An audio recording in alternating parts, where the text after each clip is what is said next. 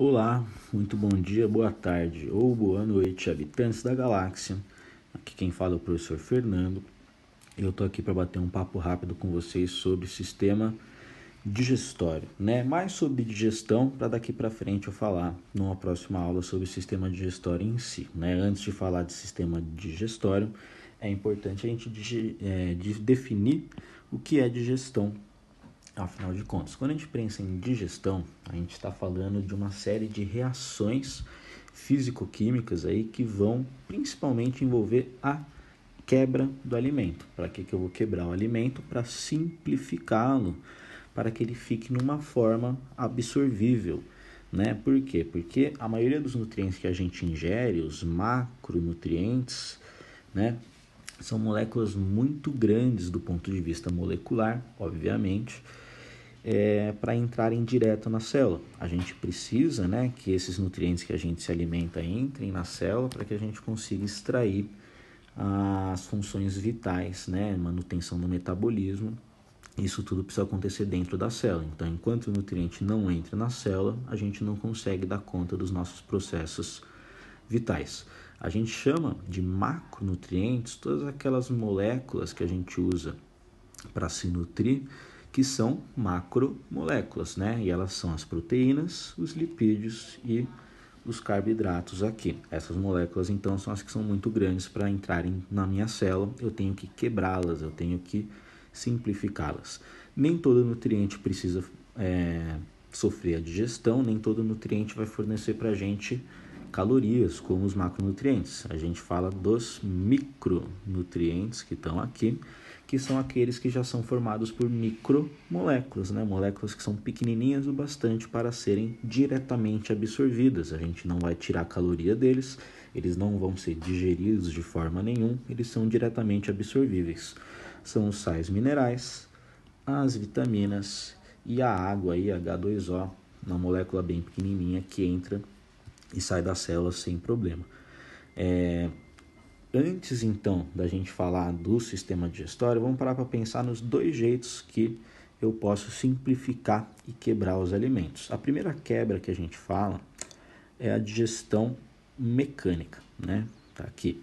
A gente fala em digestão mecânica ou a digestão física quando a gente quebra e transforma o alimento sem alterar a composição química dele. A gente só vai reduzir e fragmentar esse alimento, né? Então, é uma transformação física, não vai mudar a substância. Então, imagina que você bota aí para dentro da sua boca um alimento qualquer e aí você começa a mastigar. Por enquanto, não estou considerando a ação da saliva, né? Que já vai ter enzimas aí que vão fazer o tipo de digestão que está aqui embaixo. Só o processo de mastigação envolve o quê? Cortar e amassar o alimento em pedaços cada vez menores. Então, entra o alimento, ele é mastigado e ele começa a ser reduzido em pedacinhos menores, né? É justamente isso que a gente faz quando a gente mastiga um alimento. E por que isso vai ser importante? Né? Por que a gente tem esse trabalho de digerir o alimento? É só para conseguir engolir? Parte, sim, né? Para não entupir o nosso tubo digestório, é bom que esse alimento esteja o mais fragmentado possível, mas tem uma segunda razão, né, que tem a ver com a ação enzimática, né? As enzimas vão quebrar o alimento do ponto de vista molecular, né? Vai quebrar as moléculas que formam o alimento. Se eu engolisse um pedaço de alimento muito grande, essas enzimas iam ter que agir aqui, ó, de fora para dentro, né? Ia demorar muito mais tempo até chegar aqui no meio, a digestão ia demorar muito.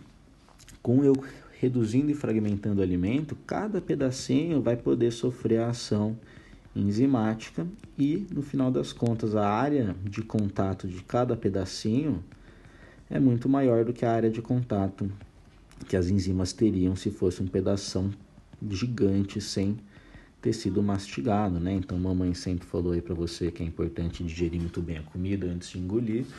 Tá aí a razão, né? Você precisa aumentar a área de contato com as enzimas que vão digerir esse alimento já no nível molecular, né? A hora que as enzimas então começam a agir, a gente fala em transformação química do alimento, né? O alimento vai mudar a composição dele depois que as enzimas atuarem.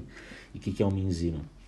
É uma proteína específica que a gente tem para cada tipo de nutriente. Pode imaginar como se fosse uma tesourinha que vai cortando as moléculas que a gente bota para dentro do corpo em moléculas cada vez menores. É uma transformação de macromoléculas para micromoléculas. Então, a gente, depois de ter mastigado o alimento, esse alimento vai começar a ser quebrado a nível molecular, a partir das enzimas, certo?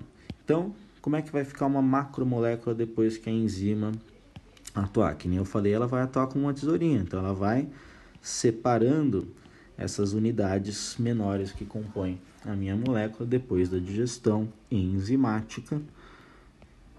Uma molécula que era formada por uma longa cadeia aqui de outras moléculas que nem eu fiz, vai ser quebrada nas suas unidades, nas suas micromoléculas.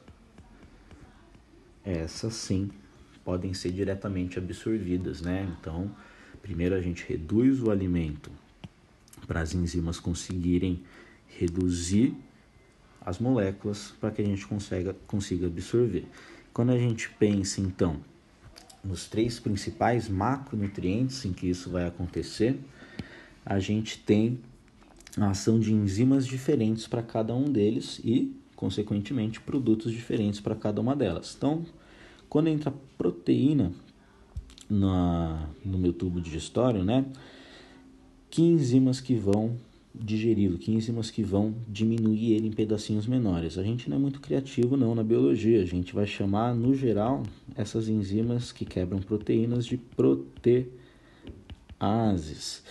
E o que a gente vai obter a partir da digestão de proteínas? Aminoácidos.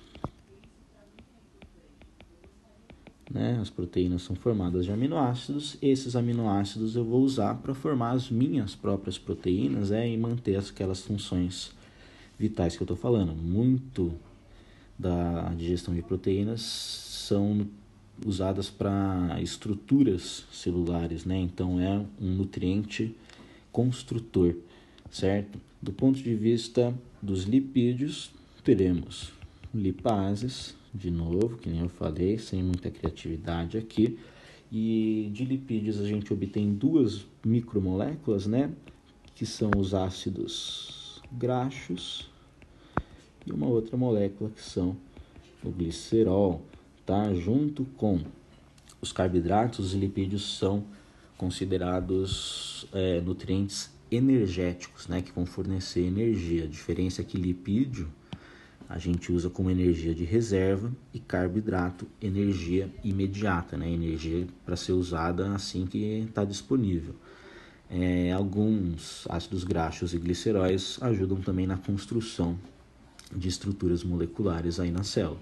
Os carboidratos, muitas vezes chamados de amidos, né? Vão ser quebrados por enzimas chamadas de amilases, né?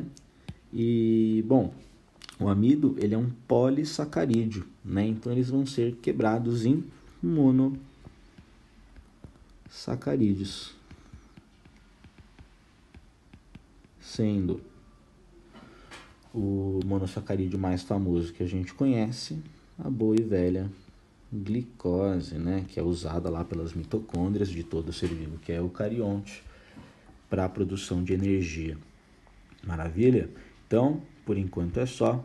Na próxima aula eu vou falar um pouquinho mais de como, então, cada grupo animal, lá desde poríferos, as esponjas do mar, até nós, os cordados, vão utilizar estratégias diferentes para fazer essa quebra e absorção de moléculas. Maravilha? Então, por enquanto é só. Até a próxima e tchau, tchau.